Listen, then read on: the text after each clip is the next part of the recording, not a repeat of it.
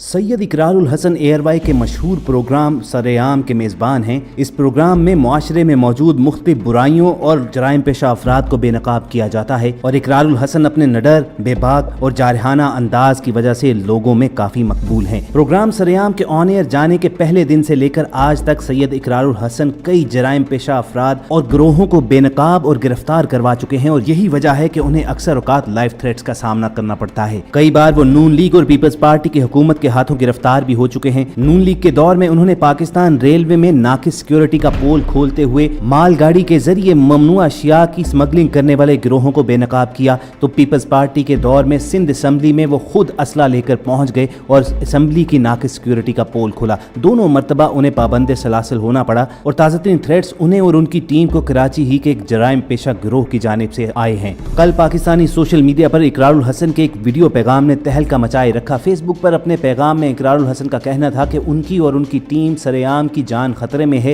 اور ہمیں آپ کی مدد کی ضرورت ہے۔ ہمارے ایک کارکن کو تشدد کر کے قتل کرنے کی نیت سے اغوا کرنے کی سی سی ٹی وی فوٹیج بھی موجود ہے۔ ہم سب یہ مناظر اور اقرار الحسن کا مکمل ویڈیو پیغام آج کے سیشن میں آپ کے ساتھ شیئر کریں گے، لیکن آگے بڑھنے سے پہلے ریڈ بٹن پر کلک کر کے اور بیل آئیکن کو پریس کر کے ہم سب کے سبسکرائبرز بننا مت بھولیے۔ دوستو، لائف تھریٹس کے حوالے سے بات کرتے ہوئے اقرار الحسن کا کہنا تھا کہ 3 سال پہلے انہوں نے رینجرز کے ساتھ مل کے کارروائی کی تھی، جس میں ایک جعلی ڈی ایس پی اور اس کے گینگ کے اغوا برائے تاوان کے اڈے سے ہاتھ پیر بندی لڑکیوں کو بازیاب کروایا گیا تھا۔ بعد میں معلوم ہوا کہ یہ ڈی ایس پی جعلی تھا اور قتل کے 3 مقدمات میں مطلوب ہے۔ پولیس نے ان مقدمات میں بھی اس کی گرفتاری ڈال کر عدالت میں پیش تو کیا، لیکن اس ملک کے نظام انصاف کو سلام ہے کہ 3 سال بعد یہ شخص رہا بھی ہو گیا۔ اقرار الحسن کے مطابق اب جعلی ڈی ایس پی نے رہا ہوتے ہی ان کی ٹیم کے اس کارکن کو اغوا کرنے کی کوشش کی جس نے ہمیں اس قاتل ڈی ایس پی کے بارے میں بتایا تھا۔ اب یہ اور اس کا گینگ ہماری جان کے در پہ ہے۔ اینکر پرسن نے لوگوں سے اپیل کرتے ہوئے کہا کہ ان کی زندگی پاکستان کے لیے حاضر ہے،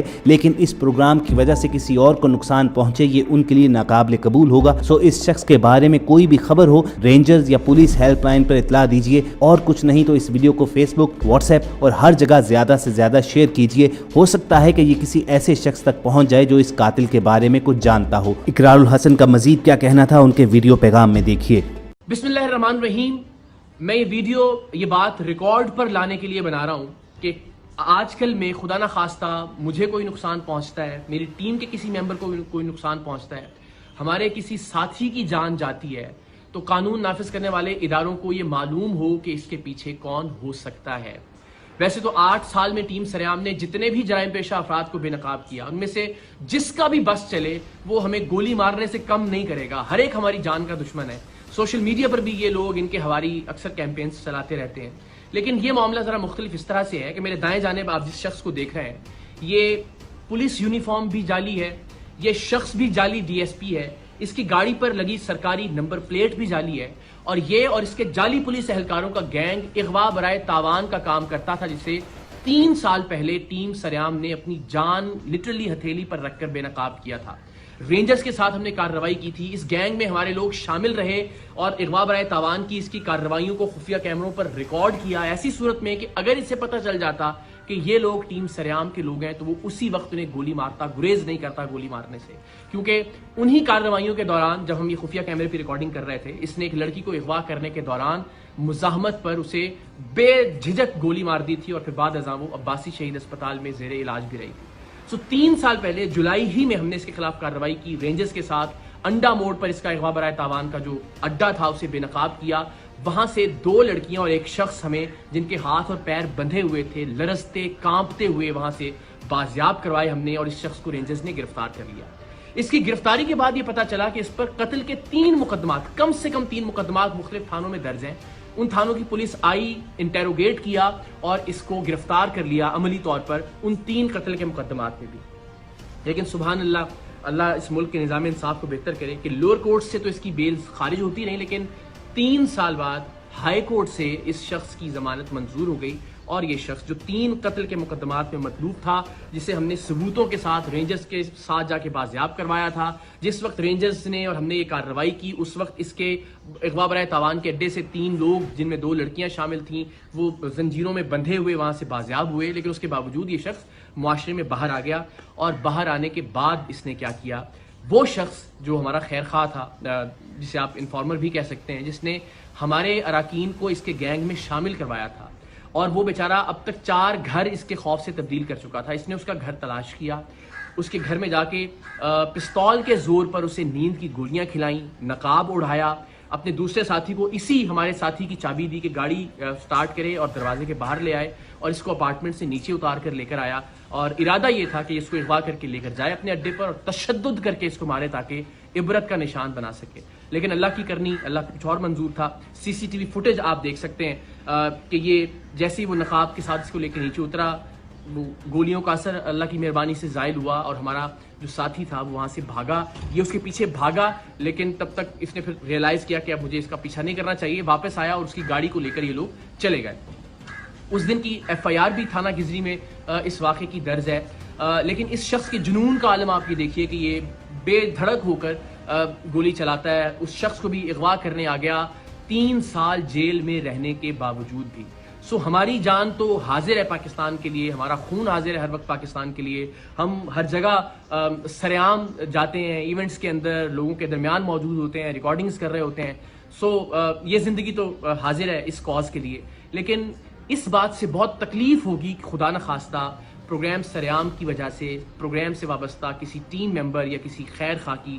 جان چلی جائے، ناحق جان چلی جائے. تو آپ سب سے میری یہ ریکویسٹ ہے کہ اب تک ہم نے جو بھی کنٹریبیوٹ کیا ہے سوسائٹی کے لیے، ہم نے کبھی کچھ نہیں مانگا. میری صرف یہ ریکویسٹ ہے کہ اگر آپ میں سے کوئی بھی شخص اس شخص کو جانتا ہے جس پر 3 قتل کی ایف آئی آریں ہیں، اب اس اغوا کی کوشش کی ایف آئی آر بھی ہو گئی، جو ہم نے لوگ بازیاب کروائے تھے رینجرز کے ساتھ جا کر، اس کی ایف آئی آر بھی موجود ہے، اس کے کرائم کے تمام تر ریکارڈنگز بھی موجود ہیں. اگر آپ اس کو جانتے ہیں، اس کے ٹھکانے کے بارے میں جانتے ہیں، تو پلیز پولیس کی ہیلپ لائن پر یا رینجرز کی ہیلپ لائن پر آپ ضرور کال کر کے بتائیے اس شخص کے بارے میں تاکہ اس کو گرفتار کیا جا سکے. ونس اگین میری زندگی کا معاملہ نہیں ہے اور نہ ہی میری زندگی کا مسئلہ ہے. اللہ نے چاہا تو ظاہر جرات قبر میں ہے، ہمارا ایمان ہے، ہمارا یقین ہے کہ اسے کوئی ٹال نہیں سکتا. لیکن